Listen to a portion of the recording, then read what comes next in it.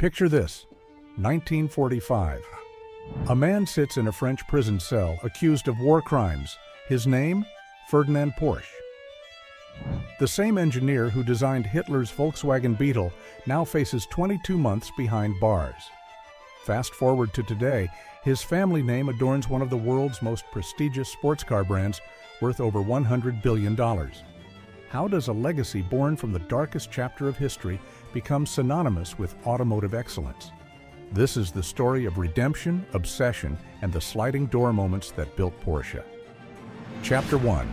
The Ghost in the Machine. Here's what they don't tell you. Ferdinand Porsche never intended to build sports cars. Born in 1875 in Maffersdorf, Austria-Hungary, he was an electrical engineer obsessed with hybrid technology.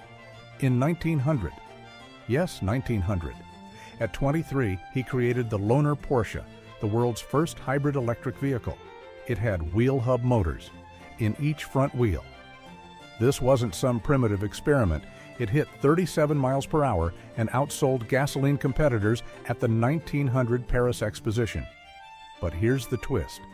Ferdinand didn't care about speed. He cared about engineering perfection. When he designed the Volkswagen Beetle in the 1930s for Hitler's regime, he was solving a mathematical problem: create a people's car for the masses. He succeeded. 21 million Beetles later, it became the best-selling car of all time. The sliding door moment? While Ferdinand sat imprisoned in France, suffering from poor health, his son, Ferry Porsche, was left holding the family's shattered reputation and a bombed-out Stuttgart workshop. Ferry made a choice that would change everything. Chapter 2. No one wanted the first Porsche. 1948. Ferry Porsche was 38 years old, sitting in a makeshift workshop in Gmund, Austria. His father was still imprisoned. The family business was in ruins. And Ferry said something that would echo through automotive history. I looked around, but I could not find the car I'd been dreaming of, so I decided to build it myself. The Porsche 356, built in a sawmill with 25 employees and salvaged Volkswagen parts. Here's the unknown fact. It was mid-engined, made of aluminum, and weighed just 1,300 pounds. But nobody wanted it. The first customer? Austrian racer Rudi Schirmann, who bought chassis number 001. The car cost 7,000 Austrian shillings, about $250 in today's money. Schirmann immediately took it racing and won. Then won again and again. The sliding door moment happened next. An American soldier named Johnny von Neumann saw a 356 race in Austria and thought, Americans will lose their minds over this. He became Porsche's first U.S. importer in 1950. Within 5 years, America became Porsche's biggest market. But here's what's fascinating.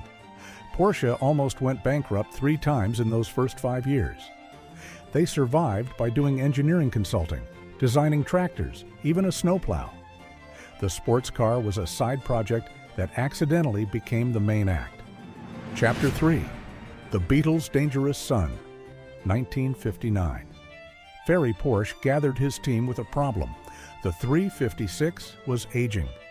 They needed a replacement, but Ferry refused to abandon the rear engine layout that made Porsche unique.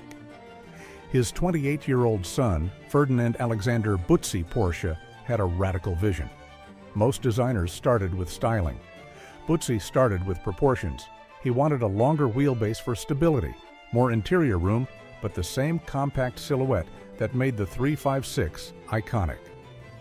Butzi sketched the 901's shape in just one afternoon in his Stuttgart studio. But it wasn't arbitrary. He used a mathematical principle called the golden ratio, the same proportions found in the Parthenon and Leonardo da Vinci's paintings. The roofline, the window angle, the relationship between hood and rear deck, all based on 1.618 to 1. The engineering team, led by Ferdinand Piëch, Ferry's nephew and later CEO of Volkswagen, spent 4 years turning that sketch into reality. They created an entirely new flat-six engine, a 5-speed transmission, and independent suspension at all 4 corners. 1963. Ferry Porsche's team unveiled the 901 at the Frankfurt Auto Show. The response was electric. 6 days later, they received a cease and desist letter from Peugeot, who owned trademark rights to 3-digit numbers with a 0 in the middle in France. So they changed one digit. The 901 became the 911. That trademark dispute? It accidentally created the most iconic model designation in automotive history. But here's what made the 911 genuinely revolutionary and dangerous. Ferdinand Porsche, Ferry's son, designed it at just 28 years old. The engine was in the wrong place, hanging behind the rear axle like a pendulum. Every automotive engineer said it would be a death trap. They were partially right. Early 911s killed experienced drivers. Lift off the throttle mid-corner and the rear end would swing out like a wrecking ball, snap oversteer. Race car drivers called it the Widowmaker. Insurance companies wouldn't cover them. The sliding door moment. Porsche didn't fix the problem by moving the engine forward like everyone suggested. They doubled down.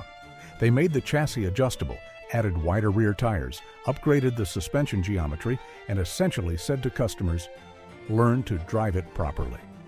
This created Porsche's first pillar, uncompromising engineering philosophy. They didn't build cars for everyone. They built cars for people willing to master them. By 1973, the 911 had won the Monte Carlo Rally, the 24 Hours of Daytona, and the 12 Hours of Sebring. The flawed design became legendary. Today, over 1 million 911s later, that rear engine layout is still there, refined but fundamentally unchanged since 1963. Chapter 4. The Rebellion That Saved Everything. 1975. Porsche's board made a decision that should have killed the company. Discontinue the 911. Replace it with the front-engine 928. The 911 was outdated, they said, inefficient, not meeting emission standards. Ferry Porsche himself championed the 928. It won European Car of the Year in 1978. Tom Cruise drove one in risky business. It should have been the future, but customers revolted. They didn't want a comfortable Grand Tourer. They wanted the raw, difficult, intoxicating 911. Sales proved it. The 911 outsold the 928 5-1. The unknown story, a small group of engineers led by Helmuth Bott secretly kept developing the 911 against company orders. They called it the 930 Turbo, adding a turbocharged engine to the obsolete platform in 1975.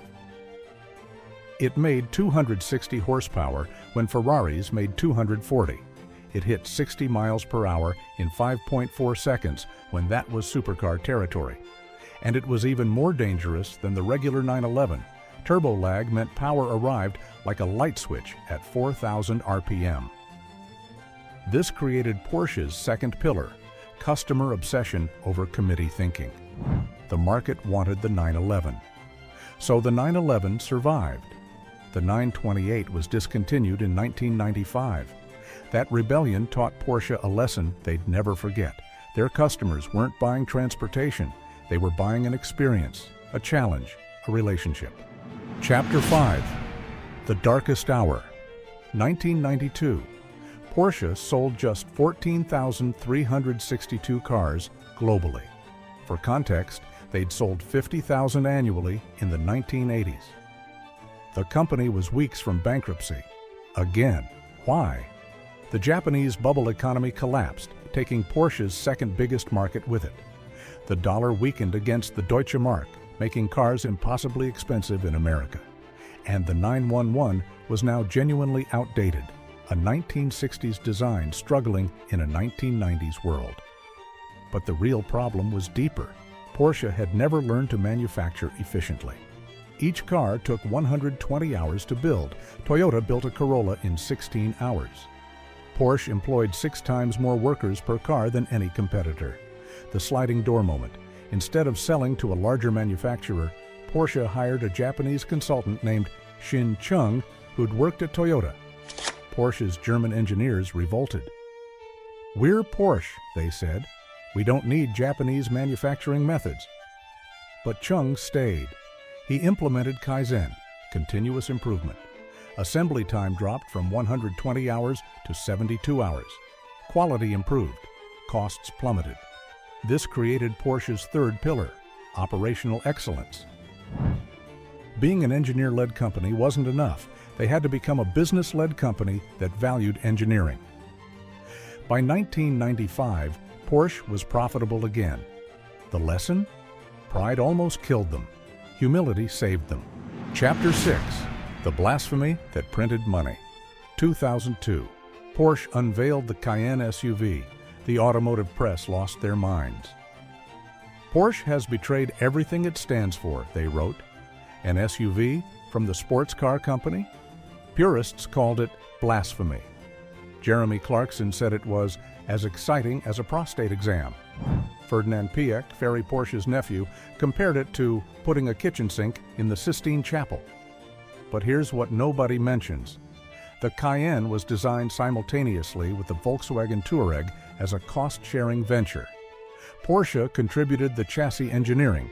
VW contributed the factory. Both companies split development costs.